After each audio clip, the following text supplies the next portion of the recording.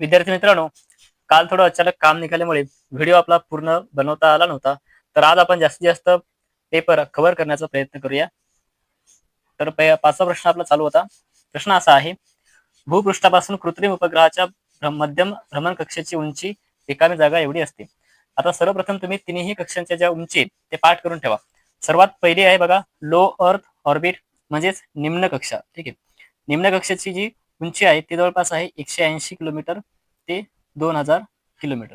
म्हणजे 180 ते 2000च्या दरम्यान ते कशामध्ये येणार? निम्न कक्षेमध्ये येणार. मग हे 1000 कशामध्ये येते? निम्न कक्षामध्ये येते. 250 सुद्धा निम्न कक्षामध्ये येते, है ना. त्यानंतर येते पहा मध्यम कक्षा. मग मध्यम कक्षाची जी रेंज आहे, मध्यमची रेंज आहे बघा 2000 ते 35,780. ठीक आहे. 2000 ते 35,780. म्हणजे हे जे 25,000 येतात हे कशामध्ये येतात? या 35,780 मध्ये येतात. म्हणून इथे मध्यम भ्रमण कक्षेची उंची आहे 25,000 किलोमीटर. त्यानंतर सर्वात उच्च ती रेंज असते बघा जास्त, म्हणजे 35,780 पेक्षा जास्त असेल तर ती मात्र उच्च भ्रमण कक्षा असते. त्यानंतर परीक्षेला असा एकदा प्रश्न विचारला होता की हबल दुर्बीण ही कुठे आहे? तर हबल दुर्बीण ही याच म्हणजेच निम्न कक्षेमध्ये असते. त्यानंतर इंटरनॅशनल स्पेस स्टेशन म्हणजे आंतरराष्ट्रीय अवकाश स्थानक हे सुद्धा निम्न कक्षेमध्येच असते. बघा, ब मधील बघूया आपण. खालील प्रश्नांची उत्तरे लिहा. वेगळा घटक ओळखा. ध्वनिवर्धक, सूक्ष्मश्रवणी, विद्युत चलित्र आणि चुंबक. तर यामधील वेगळा घटक आहे हा चुंबक. कारण बाकीचे हे तिन्ही हे काय आहेत? हे विद्युत उपकरणे आहेत. तर चुंबक हा एक नैसर्गिक किंवा कृत्रिम पदार्थ आहे. त्यानंतर आपल्याला सहसंबंध ओळखायचा आहे. कॉपर आयोडाईडचा तपकिरी रंग आहे, तर सिल्वर क्लोराईड म्हणजे AgCl चा आपल्याला रंग सांगायचा आहे. तर AgCl हा पांढऱ्या रंगाचा एक अवक्षेप असतो. ठीक आहे. पांढऱ्या रंगाचा अवक्षेप असतो आणि अवक्षेप असतो त्यामुळे याला असा खाली बाण दर्शवला जातो. आणि हा तयार कसा होतो? तर हा तयार होतो बघा सिल्वर नायट्रेट म्हणजेच AgNO3 ॲक्वस असते प्लस मध्ये सोडियम क्लोराईड NaCl यांच्या संयोगाने. बघा आता Ag वर एक प्लस असतो, तर नायट्रेटवर एक मायनस, सोडियमवर एक प्लस, क्लोरीनवर एक मायनस. मग हा जो सिल्वर प्लस आहे हा या क्लोरीन मायनस सोबत बॉन्ड तयार करेल. दोघांचे एक प्लस एक मायनस आहे त्यामुळे एक एक कॅन्सल होऊन इथे AgCl तयार होतो आणि हा एक पांढऱ्या रंगाचा अवक्षेप असतो. प्लस मध्ये हा Na प्लस आहे, हा NO3 मायनस म्हणजे सोडियम नायट्रेट तयार होतो इकडे NaNO3. ठीक आहे. आणि सिल्वर नायट्रेटचा यूज कुठे होतो? तर वोटर्स इंक म्हणजेच मतदानाच्या शाईमध्ये याचा उपयोग होतो. ज्यामध्ये आपल्याला योग्य जोडी जुळवायची. पदार्थ दिलेला आहे हवा. आता हवेचा जो अपवर्तनांक आहे हवाचा आहे 1.003. त्यानंतर हा जो 1.33 आहे हा आहे पाण्याचा. यासोबतच पेपरला हिऱ्याचा सुद्धा अपवर्तनांक विचारला होता, तर तो असतो 2.42. हिऱ्याचा अपवर्तनांक आहे 2.42. पाण्याचा आहे 1.33. त्यानंतर बर्फ जर आला तर 1.31.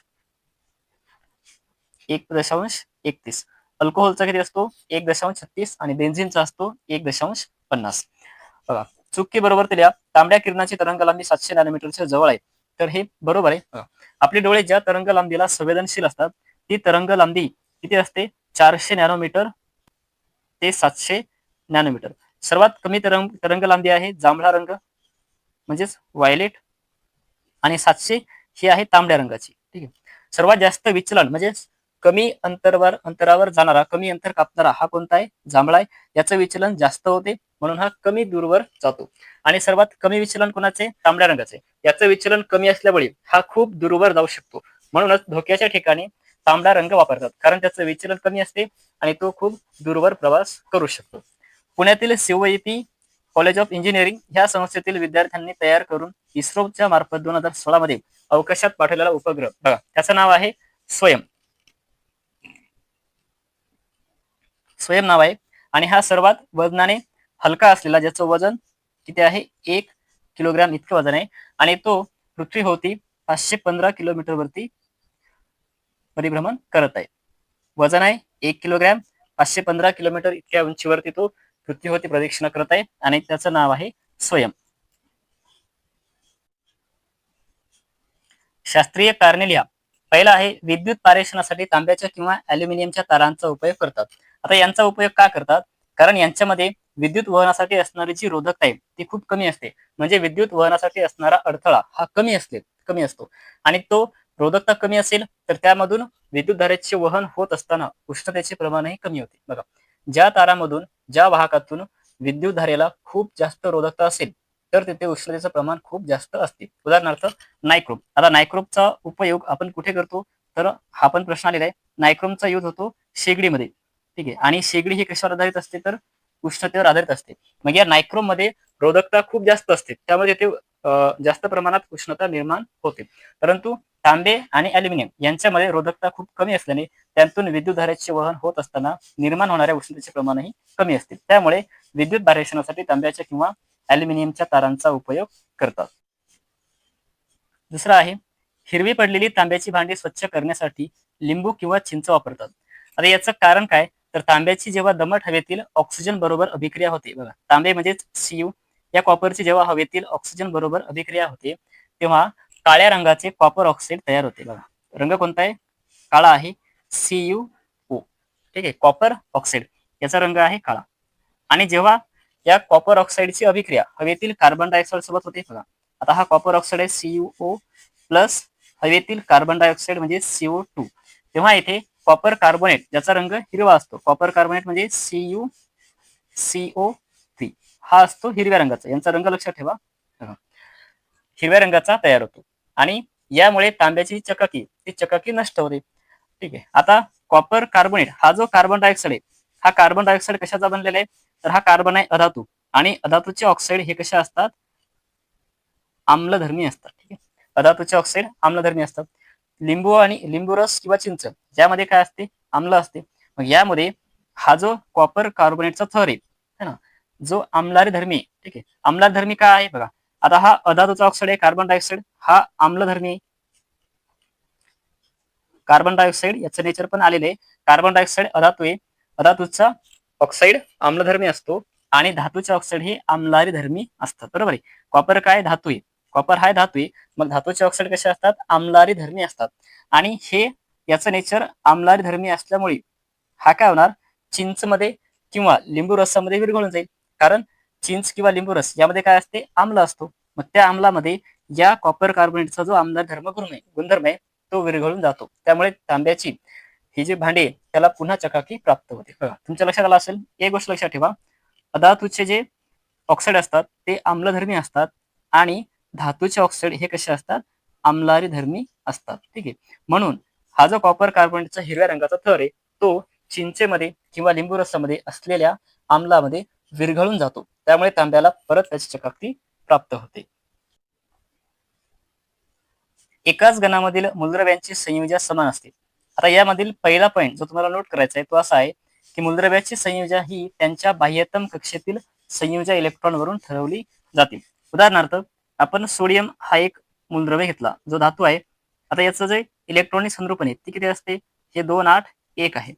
मग याची बाह्यतम कक्षा कोणती झाली, एल. बघा सॉरी एम आहे, KL.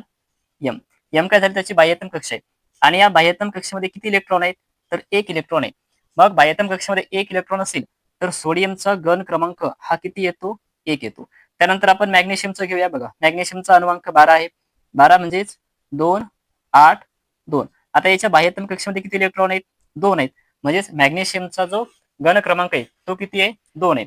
आणि दुसरा पॉईंट तुम्हाला जो नोट करायचा तो असा की गणातील सर्व मूलद्रव्यांची संयोजा इलेक्ट्रॉनची संख्या ही समान असते. ठीक आहे, म्हणून एकाच गणातील मूलद्रव्ये समान संयोजा दर्शवतात. हे 2 पॉईंट तुम्हाला लिहायचे आहेत. म्हणजे जर समजा गण क्रमांक 1 आहे, आता गण क्रमांक 1 मध्ये कोण कोण आहेत, बघा हायड्रोजन आहे, त्यानंतर लिथियम आहे, सोडियम आहे आणि पोटॅशियम आहे. ठीक आहे, हे 4 महत्वाचे आहेत. आता हायड्रोजनचा अनुवांक 1 आहे आणि इलेक्ट्रॉनिक संरूपण 1 आहे. बाह्यतम कक्षेमध्ये 1 इलेक्ट्रॉन आहे तर याचा घन क्रमांक किती येणार, 1 येणार. ठीक आहे, लिथियम अनुवांक 3 आहे, इलेक्ट्रॉनिक संरूपण 2,1.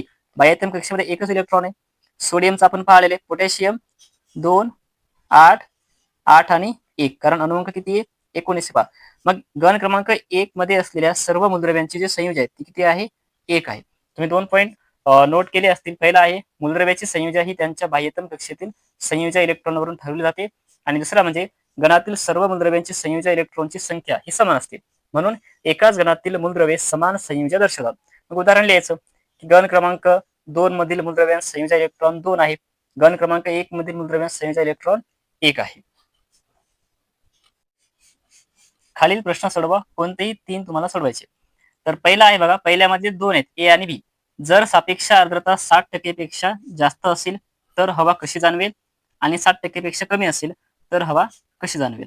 जर सापेक्ष आर्द्रता म्हणजे रिलेटिव्ह ह्युमिडिटी ही 60% पेक्षा जास्त असेल, तर हवा आपल्याला दमट जाणवते. दमट म्हणजे ह्युमिड असते. ठीक आहे, ह्युमिड.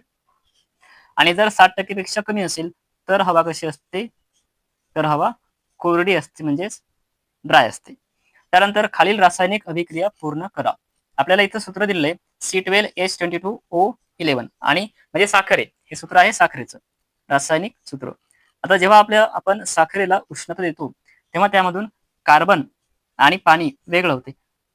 आता आपल्याला फक्त मांडायचं याला. मग कार्बनची संख्या किती आहे? 12 आहे. मग इथे काय होतील?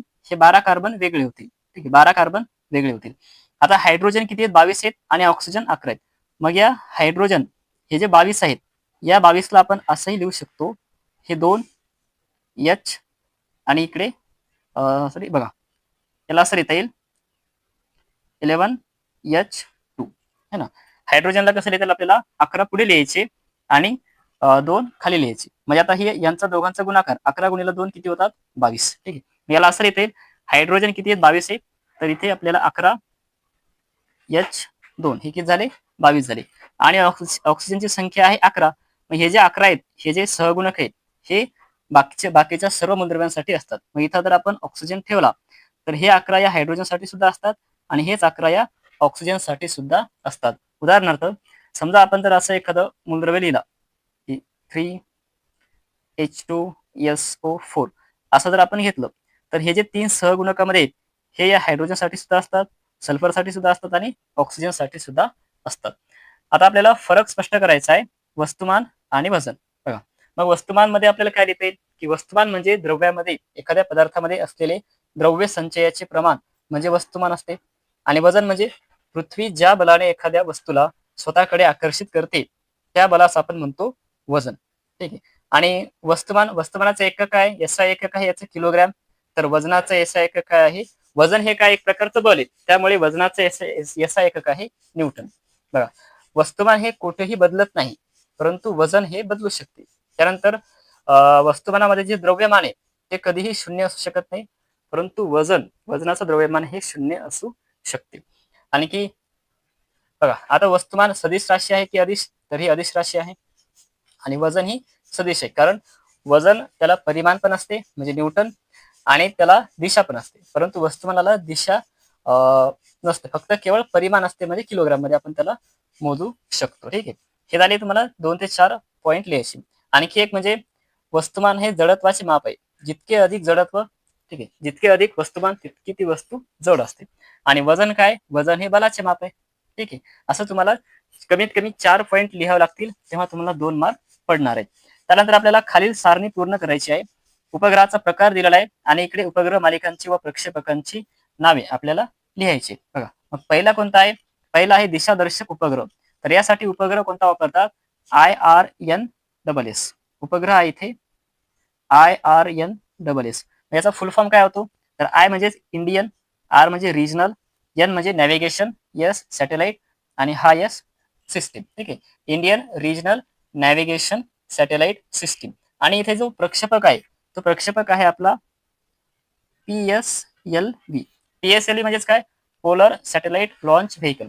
तुम्हाला या सर्वांचे फुल फॉर्म हे आवर्जून पाठ करायचे आहेत. फुल फॉर्म वरती बऱ्याच वेळा प्रश्न येतात. दुसरा आहे पृथ्वी निरीक्षक उपग्रह. आता यामध्ये जो आहे तो आहे IRS. ठीक आहे. पृथ्वी निरीक्षक उपग्रहामध्ये जो उपग्रह आहे तो आहे IRS. IRS म्हणजे काय? Indian remote sensing satellite. आणि प्रक्षेपक हाच आहे PSLV. यासोबतच तुम्हाला इनसॅट इनसॅटचा फुल फॉर्म पाठ करा. इनसॅट म्हणजे इंडियन नॅशनल सॅटेलाइट. त्यानंतर आहे जीसॅट म्हणजे जिओ सिंक्रोनस सॅटेलाइट. IRNSS आपण पाहिलेलं आहे. PSLV म्हणजे पोलर सॅटेलाइट लॉन्च व्हेकल. आणि दुसरा असतो एक GSLV. बघा, GSLV म्हणजे Jio synchronous satellite launch vehicle. आता इथे जे गणित दिलेलं आहे, चंद्राचे वस्तुमान त्रिज्या दिलेली आहे तुम्हाला, चंद्रावरील मुक्तिवेग काढायचा आहे. तर हे जे गणित आहे तुम्हाला पुस्तकामध्ये सोडवून दिलेले ते केवळ एका स्टेपमध्ये दिलेलं आहे आणि पेपरला गणित किती मार्क्ससाठी येते? 3 मार्क्ससाठी आलेलं आहे हा. ठीक आहे. कधी-कधी 2 मार्क्ससाठी फक्त विचारतात. मग 3 मार्क्ससाठी जरी आलेलं असलं तरी तुम्हाला काही जे पॉइंट काही किमती ह्या पाठ करायच्या. आता इथे सूत्र कोणतं आहे बघा. एस्के व्हेलॉसिटी म्हणजे व्ही ई-एस-सी आणि सुरुवातीला दिलेली माहिती ही आवर्जून लिहायची आहे. तर व्ही ई-एस-सी वर्गमुळात 2g m अपॉन r. मग इथे जर आपण किमती टाकल्या बघा, आता मी एकदा किमती टाकून घेतो. हे आहे किमती टाकल्यानंतर आता जीची किंमत कोणी दिलेली हे तुम्हाला माहिती आहे, हेनरी कॅव्हेंडिश यांनी दिलेली. आता तुम्ही इथे गुणाकार हे पाठच करून ठेवा. 2 गुणेला 6.67 आणि गुणेला 7.34 यांचा गुणाकार येतो 97.9. कारण पुस्तकामध्ये पूर्ण डिटेलमध्ये सोडवून दिलेलं नाही. आता हे 2 गुणाकारामध्ये 6.67 आणि 7.34 यांचा गुणाकार तुम्ही करून घ्या. हा येतो जवळपास 97.9. आणि आता गुणाकारामध्ये कोण कोण राहिलं तर 10चा घातांक वजा 11, इथे 10चा घातांक 22. ठीक आहे. खाली 1.74.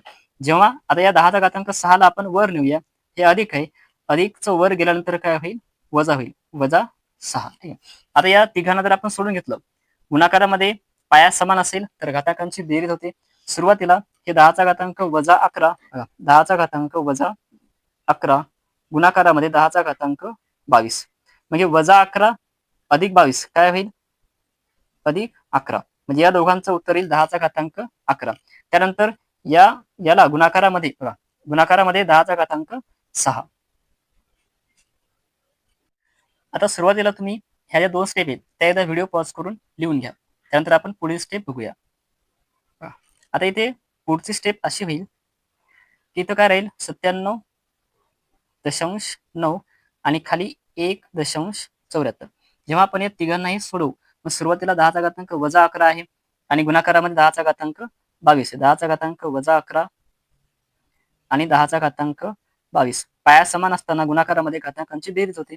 वजा 11 अधिक 22 म्हणजे अधिक 11 येईल. ठीक आहे. म्हणजे 10चा घातांक इथे येईल 11 आणि परत इकडे काय आहे 10चा घातांक वजा 6.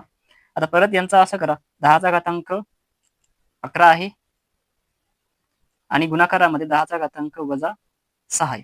मग 11 अधिक अधिक वजा वजा होईल. मग 11 वजा 6 किती येतात? 5. म्हणजे आपल्याला काय लिहिता येईल? वर्गमुळात 97. पुढची स्टेप अशी लिहिता येईल आपल्याला वर्गमुळात 97.9 10चा घातांक 5 छेद 1.74. ठीक आहे. आता वर्गमुळात 10चा घातांक 5 याचा आपल्याला वर्गमूळ काढता येणार नाही. मग 10चा घातांक जो 5 आहे त्याला आपल्याला 10चा घातांक 6 असं करायचं. मग तो कसं करता येईल? हा जो दशांश आहे हा दशांश एक घर आपल्याला इकडे न्यायचा आहे. म्हणजे याला असं लिहिता येईल वर्गमुळात 9.79. एक दशांश आपण डावीकडे सरकल्यामुळे इकडे एक घर वाढणार. इथे होणार 10चा घातांक 6 छेद 1.74. ठीक आहे. आता तुम्हाला इथे भागाकार करून घ्या किंवा इथेही पाठ करा. सरळ पाठच करून घ्या. 9.79 छेद 1.74 हा येतो 5.63 किंवा पुस्तकात तर तुम्हाला एका स्टेप दिलेले तुम्ही ते जर लिहिलं तरी तुम्हाला मार्क पडू शकतात. हे फक्त आपण समजण्यासाठी करत आहे.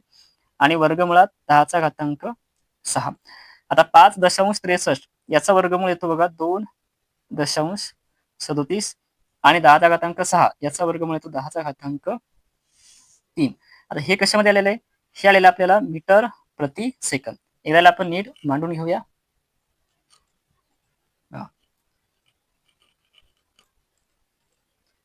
2.37 गुणेला 10चा घातांक 3 हे आहे मीटर प्रति सेकंद. आपल्याला पाहिजे किलोमीटर मध्ये. मग किलोमीटर मध्ये पाहिजे तर याला काय करावं लागेल? 1000 ने भाग द्यावा लागेल. मग 1000 म्हणजेच काय? 10चा घातांक 3. याला आपल्याला असं लिहिता येते 1000 म्हणजे 10चा घातांक 3. हे 10चा घातांक 3 आणि हा 10चा घातांक 3 कॅन्सल होतो. शेवटी आपल्याला उत्तर मिळते 2.37. ठीक आहे. हे येणार किलोमीटर मध्ये. आता पुढील प्रश्न पाहूया. एका मूलद्रव्याचे इलेक्ट्रॉन संरूपण 281 असे आहे. यावरून खालील प्रश्नांची उत्तरे लिहा. या मूलद्रव्याचा अनुवांक किती? अनुवांक किती आहे? तर या सर्व तिन्ही संख्यांची बेरीज करा. 2 आणि 8 10, 10 आणि 1 11. अनुअंक आहे याचा 11. या मूलद्रव्याचा अनुअंक किती आहे? 11 आहे. त्यानंतर घन आपण वर डिस्कस केलेले. घन म्हणजे बाह्यतम कक्षेमध्ये असणारे इलेक्ट्रॉन. बाह्यतम कक्षेमध्ये 1 इलेक्ट्रॉन आहे, तर याचा घन क्रमांक, या मूलद्रव्याचा घन क्रमांक आहे 1. त्यानंतर कोणत्या आवर्तामध्ये बघा, तर याला कक्षा किती आहेत? 3 आहेत. मग जितक्या कक्षा तितका त्याचा काय असतो? आवर्त क्रमांक. कक्षा 3 आहे, तर याचा हा 3ऱ्या आवर्तामध्ये आहे. आणि या मूलद्रव्याचं नाव काय? 11. अनुअंक हा कोणाचा आहे? सोडियमचा आहे. धन्यवाद.